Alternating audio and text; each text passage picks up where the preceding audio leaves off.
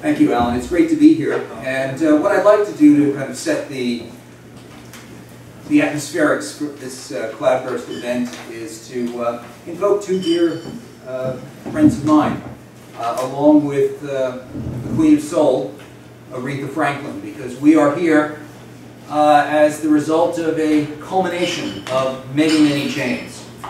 The chains of our DNA, the chains of our associations, the chains of our reading, the chains of our publication, the chains of our energy, the chains of serendipity, good fortune and bad fortune, fate, relationships, capacity, free choices. We are entangled in friendship through all of those chains. And those of us that are here in the presence of one another, in celebration of friendship, know that we are also entangled in another very, very interesting chain. The chain of hexagram 43, right? Yeah. Now the chain of hexagram 43 was the one that Alan drew when he was trying to figure out a way to move our chains forward from 2010, which was a big year of celebration with the Charles Olson centenary. And Alan drew hexagram 43, and as a result, he came up with the vision for the Cloudburst. And last night, when I got an email from John Roach telling us that he had lost his voice, and when we were looking at the chain of events that meant that several friends were not going to be able to be present with us today, I started looking into various interpretations of the hexagram. And I found that the Wilhelm Baines was a little bit too esoteric. So I went to a particular interpretation by Master Ni Hua Ching, who does a great book of changes and the unchanging truth.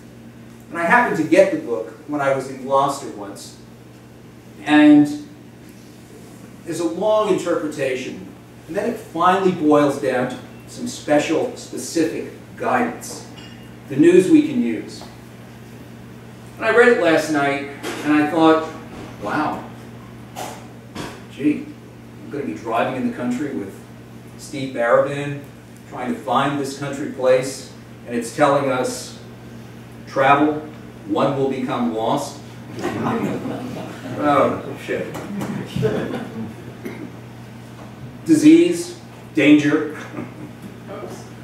If we're hunting for plagiarists, they've already gone west, so they're going to be difficult to locate. So that's good. But then this morning, I went to another text. This one was one written by a friend. And his interpretation of the hexagram seemed a bit more commodious to a gathering of friends, and less ominous, although, as we know, in these chains of entanglement, and once we move into the imaginal space where the starry script bathed in neutrinos is hitting our DNA codes, you know, there's something to pay attention to in these chains. But my friend Dao Wang had this to say about Skylake hexagram 43, which I think is certainly going to fit the mood for the beginning of our event. This fire creates Skylake, peaceful but gentle, graceful but tender.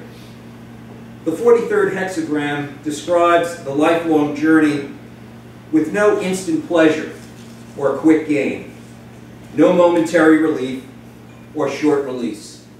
And I thought, you know, this old friend brought something to me, to my table this morning, and I bring that to you. And I thank Alan for drawing the 43, and as we celebrate this, this chain of Fools for Poetry, we move forward in friendship in an attitude of engagement and appreciation for all the good fortune that has brought us here and has entangled our chains together. So let's have a great cloudburst, and thanks again for all your friendship.